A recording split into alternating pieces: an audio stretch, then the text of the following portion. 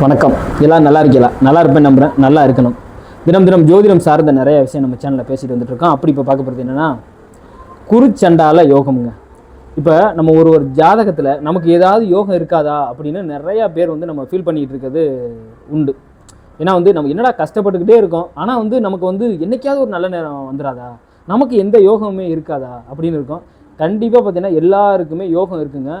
அதாவது நல்ல யோகமாகவும் இருக்கலாம், கெட்ட யோகமாகவும் இருக்கலாம். அதை தாண்டி அந்த யோகம் வந்து எந்த யோகம் செயல்படணும் இருந்தாலும் நம்ம ஜாதகத்தில் அந்த தசா புத்தி வரணும். இதுதான் அதாவது மெயினாக பார்த்தீங்கன்னா அந்த தசை வரணும். தசை வந்தால் மட்டும்தான் அதை அனுபவிக்க முடியும். கெட்ட யோகமாக இருக்குது அப்படின்னா அதை பற்றி பேச்சே இல்லை. அது வராமல் இருந்தாவே நமக்கு நல்லது. அப்படி இது ஒரு மிகப்பெரிய, அதாவது ஒன்றுமே இல்லாமல் பிறந்தாலும் ஒரு மனிதன் மிகப்பெரிய ஒரு உயரத்துக்கு போகிறதுக்கு இது வந்து அருமையான யோகம். அப்படிப்பட்ட யோகம் என்ன யோகம் அப்படின்னா குருச்சண்டால யோகம். புரிஞ்சுக்கிறோங்க. இந்த குருச்சண்டால யோகம் ஒரு மனிதனுக்கு இருந்து ஒரு 35 வயசு, ஒரு 30 வயசே வைங்களேன், அட்லீஸ்ட் இல்லைனா 35 வயசுக்கு மேலே அந்த யோகம் ஆக்டிவேட் ஆயிடுச்சுன்னு வைங்களேன், மிகப்பெரிய பலனை கொடுக்குங்க. நீங்கள் ஒன்றுமே இல்லாமல் பிறந்திருந்தாலும் சரி, நீ அதாவது வந்து சாதாரண அன்னாடும் சாப்பாட்டுக்கே கஷ்டப்பட்டு இருக்க இடம் இல்லாமல் நீங்கள் பிறந்திருந்தாலும் உங்களை மிகப்பெரிய உயரத்துக்கு ஆக்கிடும். அப்படி அந்த குருச்சண்டால யோகங்கிறது எப்படின்னா, நிழல் கிரகமான ராகு கேது ஆக்கிட்டு வச்சுன்னா அது கேல யோகமாக ஆக்கிட்டு ஆயிரும். அதை பற்றி அடுத்த வீடியோவில் பேசுவோம். ராகு நிழல் கிரகமான ராகுங்க. ராகுங்கிறவர் எப்படின்னா பார்த்தீங்கன்னா, எந்த இடத்துல இருக்காரோ, எந்த வீட்டில் இருக்காரோ, அது எந்த கிரகத்தோடு சேர்ந்து இருக்காரோ அது மாதிரி அவர் செயல்படுவார். அவருக்கு சொந்த வீடுங்கிறதே இல்லை.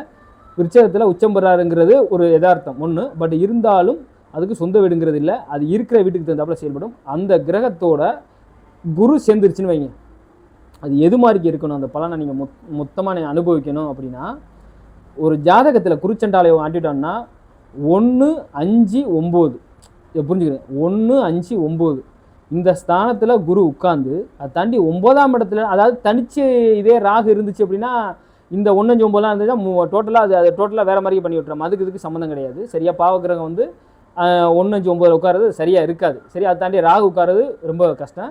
அது வேறு. அதுக்குள்ளே நம்ம போய் போகக்கூடாது. நான் வந்து குருவோடு சேர்ந்து 1, 5, 9 அப்படி 1ஆம் இடத்துலையோ 5ஆம் இடத்துலையோ 9ஆம் இடத்துலையோ குரு உட்காந்துருச்சுன்னு வைங்க, இருந்து அந்த 1, 5, 9க்கு அதிபதி அதில் பார்த்துருச்சுன்னு வைங்க, ஃபஸ்ட்டு கிளாஸ் யோகம்.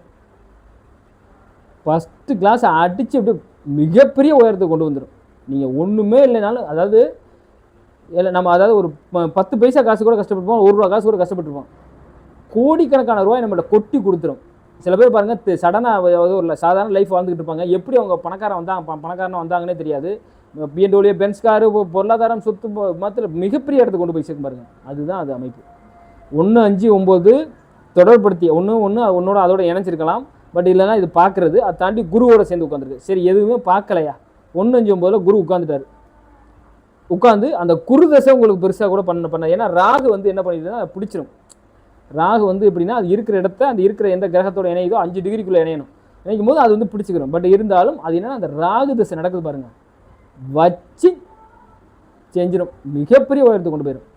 அது மாதிரி உங்கள் ஜாதகத்தில் அமைப்பு இருந்துச்சு அப்படின்னா மிகப்பெரிய உயரத்துக்கு கொண்டு போயிடும். அதே மாதிரிக்க இது வந்து 1, 5, 9 பார்த்துச்சு அப்படின்னா 100க்கு 100% உங்களுக்கு மிகப்பெரிய பலமுங்க. அதுவே இல்லை, எதுவுமே பார்க்கல, 1, 5, 9ல் குருவும் ராகு தான் இணைஞ்சிருக்கு அப்படின்னா உங்களோட பலன் எப்படி வேலை செய்யும் அப்படின்னா ஒரு 75% பொருளாதாரத்தில் ஒரு நல்ல நிலைமைக்கு கொண்டு வந்துடும். இதுவே புரிஞ்சுக்கிறேன். இதுவே குருச்சண்டால யோகம் நெகட்டிவாக வேலை செய்கிற வேலையும் இருக்குது. இப்போ குருவும் ராகுவும் இணைஞ்சிருச்சு. இது வந்து சனி வந்து உங்களை பார்த்துருச்சு. சரியா, சனி எங்கே வந்து பார்த்தீங்கன்னா, சனி சப்போஸ் வந்து இது ஒன்றும் இல்லை, சனியும் கேதுவும் இணைஞ்சி 7ஆம் பார்வையாக பார்த்துருச்சு. அது வந்து அந்த எந்த அளவுக்கு நம்ம பாசிட்டிவாக சொல்கிறோமோ அந்தளவுக்கு நெகட்டிவாக செய்ய ஆரம்பிச்சிடும். புரிஞ்சுக்கிறீங்க. இது மாதிரி ஒரு ஜாதகத்தில், உங்களுக்கு ஜாதகத்தில் இது மாதிரி ஒரு கிரக அமைப்பு, இது வந்து அதே மாதிரியே இது 70%. இதே மாதிரியே இந்த குரு வந்து பார்த்தீங்கன்னா இணையாமல் குரு வந்து அதே ராகுவை பார்க்குதுன்னு வைங்க, ஒரு வந்து பார்த்தீங்கன்னா ஒரு 9ஆம் பார்வையை பார்க்குது.